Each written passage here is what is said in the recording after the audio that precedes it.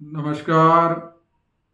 जगत गुरु भगवान श्री कृष्ण के चरणों में नमन करते हुए आज हम सरल बोधनी हिंदी श्रीमद् भगवत गीता, यह जो पुस्तक है या ये जो गीता जी हैं, ये पुस्तक हमारे दादाजी श्री विनायक माधव शावरीकर जी ने अनुवादित की हुई है। यानी उनका कहना ऐसा था कि चूँकि संस्कृत हर किसी को नहीं आती है, तो उन्होंने कोशिश ये की है कि इसको हिंदी चौपाइयों में बना दिया है। इसकी विशेषता ये है कि श्रीमद् भगवत गीता के जिस अध्याय का जो श्लोक है, इसमें उसी अध्याय का उसी चौपाई में उसका भाव दृष्टिगत होगा।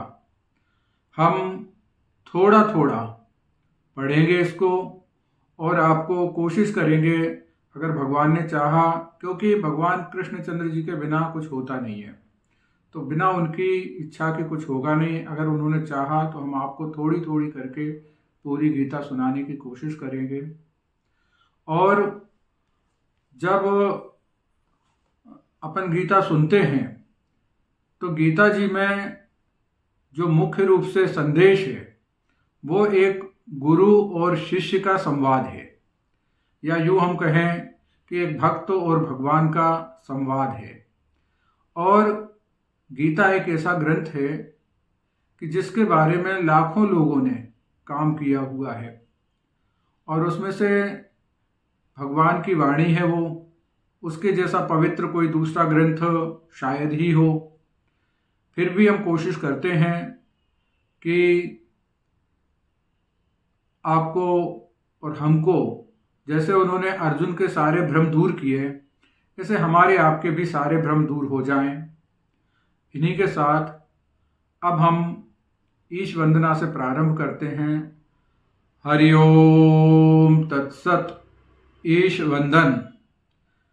करता रचना सृष्टि की, पालन अरु संभार, कृष्ण जगत गुरु को तथा वंदन देह पसार। दृश्य रूप जो जगत में आप ही के अवतार, सज्जन दुष्ट सभी नमो राम सिया नर नारी। प्रारंभ करते हैं हिंदी सरल बोधनी गीता श्रीमद् भगवत गीता, अध्याय पहला, अर्जुन विषाद योग। यहाँ पे गीता का प्रारंभ धृतराष्ट्र की चिंता से होता है। धृतराष्ट्र संजय से पूछते हैं, ये यहीं से गीता का प्रारंभ होता है, और पहली चौपाई में वो कहते हैं, कुरुक्षेत्र जो धार्मिक भू है, युद्ध हेतु सब वहां जुड़े हैं। मेरे सुत अरु पांडु सुतों ने, कह संजय क्या किया उन्होंने। धृतराष्ट्र कहते हैं, हे संजय, धर्मभूमि कुरुक्षेत्र में युद्ध की इच्छा से जुड़े हुए मेरे पुत्र और पांडु के पुत्रों ने क्या किया। आगे संजय कहते हैं दूसरी चौपाई में, व्यूह बनाय व्यवस्थित रचना, युक्त देख तब पांडव सेना। द्रोणाचार्य समीप नृपाला, दुर्योधन जा भाषण बोला। व्यूह बनाए व्यवस्थित रचना। पांडवों की व्यवस्थित सेना को देखकर राजा दुर्योधन ने द्रोणाचार्य के पास जाकर यह बोला। अब यहाँ पे क्या है, वो पांडवों की सेना का वर्णन करते हैं। वैसे तो दुर्योधन राजा उस समय नहीं थे, क्योंकि राजा तो धृतराष्ट्र थे, परंतु सारी व्यवस्थाएं उन्हीं के पास थी और हो सकता है इसीलिए उनको राजा बोला गया हो। यहाँ पे आगे वो पांडव सेना का वर्णन करते हैं। पांडुसुतों का सैन्य विशाला, यह देखे आचार्य कृपाला। आप ही का प्रिय शिष्य सयाना, बुद्धिमान जो आप बखाना। वही द्रुपद सुत धृष्टद्युम्ना, व्यूहित करता है यह सेना। हे आचार्य, पांडवों की विशाल सेना को देखें, जिसे आप ही के प्रिय शिष्य द्रुपद के पुत्र धृष्टद्युम्न द्वारा व्यूहित किया गया है। अगली चौपाई में वो बताते हैं क्या, इसमें शूर बड़े धनुधारी, भीमार्जुन सम योद्धा भारी। विराट सात्विकी वीर यहाँ है, तथा द्रुपद भी महारथी है। वो कहते हैं कि इसमें शूर बड़े धनुधारी, इसमें बड़े बड़े धनुष वाले शूरवीर हैं। भीम और अर्जुन के समान बड़े बड़े योद्धा हैं, और विराट, सात्विकी तथा महारथी द्रुपद भी है। इसमें बड़े बड़े धनुष वाले शूरवीर भीम तथा अर्जुन के समान भारी योद्धा हैं। विराट तथा सात्विकी तथा राजा द्रुपद भी महारथी हैं। अब 5वीं और 6वीं चौपाई में देखते हैं क्या कहते हैं वो। धृष्टकेतु चेकितान बली है, काशीराज भी पराक्रमी है। नरवर सेव्य द्रौपदी सुत है, युधामन्यु अभिमन्यु तथा है। पुरजित वीर उत्तमो जाहे, सब योद्धा ये महारथी है। वो कहते हैं कि बलवान धृष्टकेतु, चेकितान, पराक्रमी काशीराज, नरों में श्रेष्ठ सेव्य, द्रौपदी के पुत्र युधामन्यु, अभिमन्यु तथा पुरजित और वीर उत्तमोजा है। और ये सबके सब योद्धा जो हैं वो महारथी हैं। एक बार फिर से सुनते हैं चौपाई को। धृष्टकेतु चेकितान बली है, काशीराज भी पराक्रमी है। नरवर सेव्य द्रौपदी सुत है, युधामन्यु अभिमन्यु तथा है। पुरजित वीर उत्तमो जाहे, सब योद्धा ये महारथी है। अब पांडव सेना का वर्णन करने के बाद में दुर्योधन अपनी सेना का भी वर्णन करता है। वो आचार्य से कहता है कि सेना नायक मुख्य हमारे, युद्ध निपुण है जो वे सारे।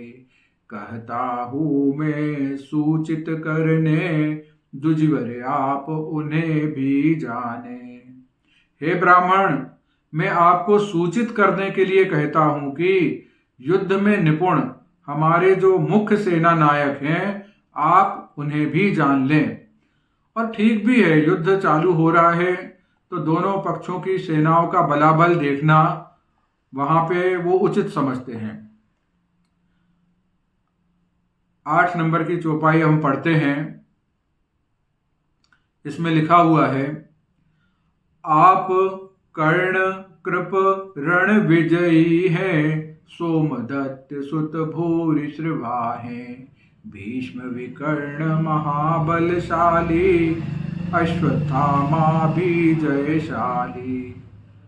वो कहते हैं कि हे आचार्य, आप स्वयं कर्ण ये युद्ध में विजय दिलाने वाले हैं। इसके अलावा कृपाचार्य, सोमदत्त का पुत्र भूरिश्रवा, महाबलशाली भीष्म, विकर्ण तथा अश्वत्थामा जो हमेशा विजय दिलाने वाले हैं। अगली चौपाई, शूरवीर बहु अन्य घनेरे, प्राण लिए कर कारण मेरे, नाना शस्त्र सुसज्जित सारे, युद्ध निपुण मम हित के प्यारे। अनेक शूरवीर जो मेरे लिए हथेली पर प्राण लिए हैं, यह सब विभिन्न प्रकार के शस्त्रों से सुसज्जित हैं तथा युद्ध में निपुण हैं। अब आगे दोनों सेनाओं की तुलना होती है चौपाई 10 से, और वो सोचते हैं कि हमारे पास तो बहुत ज़्यादा सेना है और पांडवों के पास कम सेना है। इसमें यही बात आती है सामने। वो कहते हैं, सेना बल भरपूर हमारा, भीष्म जिसे पूरा रखवारा, इनका सेना बल है थोड़ा, रक्षित है जो भीम द्वारा। वो कहते हैं हमारे पास पितामह हैं, पितामह भीष्म द्वारा रक्षित भरपूर सेना है, अपार सेना है हमारे पास, और इनकी सेना थोड़ी है जो भीम द्वारा रक्षित है। तो उनको लगता है कि सेना हमारे पास ज्यादा है। अब आगे दुर्योधन आज्ञा करता है, आदेश देता है। क्या आदेश देता है कि जो मोर्चा है जिसको योजा, वहीं डटे कर नारण काजा, भीष्म पितामह को ही रखाओ, चारों ओर से उन्हें बचाओ। वो कहता है, राजा दुर्योधन वो कहते हैं कि जिसको जिस मोर्चे पे लगाया गया है वही डट रहकर युद्ध करना है तथा हर तरफ से भीष्म पितामह जी की रक्षा करनी है। और आगे शंखनाद होता है। चौपाई 12। यहाँ पर कुरुवर वृद्ध पितामह जी ने, दुर्योधन को हर्षित होने, सिंह गर्जना समान रण में, शंख बजाया ऊंची ध्वनि में। कुरुवर वृद्ध पितामह जी ने यानी भीष्म पितामह जी ने दुर्योधन को प्रसन्न करने के लिए या दुर्योधन का उत्साह वर्धन करने के लिए सिंह के समान गर्जना वाला ऊंची ध्वनि में शंख बजाया। यहां पर पितामह जी ने शंख बजाया। कौरवों के पितामह जी ने दुर्योधन को प्रसन्न होने के लिए सिंह की गर्जना के समान ऊंची ध्वनि में शंख बजाया। और जैसे ही इन्होंने शंख बजाया तो आगे की चौपाई में फिर तो ढोलक शंख मृदंग सब बजने लगे। ढोलक शंख मृदंग नगारे, लगे बजाने तो ही सारे, ध्वनि एक साथ भयंकर भारी, हुआ काल की ज्यों ललकारी। इसके बाद ढोलक शंख मृदंग नगाड़े एक साथ बजने लगे, जिनकी आवाज डराने वाली और भयंकर थी। आगे शोभिवंत रथ उत्तम जग में, घोड़े श्वेत जुते थे उनमें, बैठे माधव अर्जुन उनने, शंख अलौकिक फूंके रण में।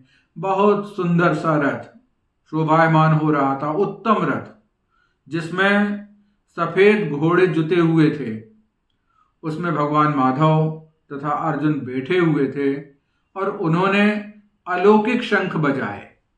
आगे पांचजन्य श्री माधव जी ने, देवदत्त फूंका अर्जुन ने, भीम भयानक कर्मा उसने, शंख बजाया पौंड्र समर में। भगवान श्री कृष्ण माधव जी ने पांचजन्य नामक शंख बजाया। अर्जुन ने देवदत्त नामक और भयानक कर्म वाले भीमसेन ने पौंड्र नामक शंख को बजाया। आगे और भी शंख बजे। कुंती तनय युधिष्ठिर ने भी शंख बजाया अनंत विजयी। नकुल तथा सहदेव इन्होंने सुघोष मणिपुष्पक को अपने। कुंती के पुत्र युधिष्ठिर ने अनंत विजयी नामक शंख को बजाया तथा नकुल तथा सहदेव इन्होंने सुघोष तथा मणिपुष्पक नाम के अपने शंख बजाए। आगे। श्रेष्ठ धनुर्धर काशी राजा अजेय सात्विकी अरु महाराजा। धृष्ट दोम्न विराट प्रतापी वीर शिखंडी महारथी भी। श्रेष्ठ धनुष वाले काशी राजा अजय सात्विकी धृष्टद्युम्न तथा महारथी वीर शिखंडी ने भी अपने अपने शंख बजाए। आगे। द्रुपद द्रौपदी सुत पांचों ने बड़ी भुजा के अभिमन्यु ने। हे राजा सब योद्धाओं ने शंख बजाए अपने अपने। द्रुपद द्रौपदी के पांचों पुत्रों ने बड़ी भुजा के अभिमन्यु ने, अभिमन्यु की भुजाएं बड़ी थी। हे राजा सब योद्धाओं ने अपने अपने शंख बजाए। ये जो दृश्य है ये संजय दिखला रहे हैं। आगे संजय कहते हैं कि भयकारी ध्वनि से शंखों के हृदय फटे धृतराष्ट्र सुतों के।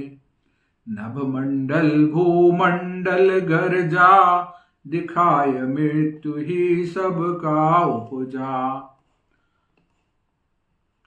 वो कहते हैं कि शंखों की डरावनी आवाज संपूर्ण आकाश तथा पृथ्वी में गरजने लगी और इतनी भयंकर आवाज थी।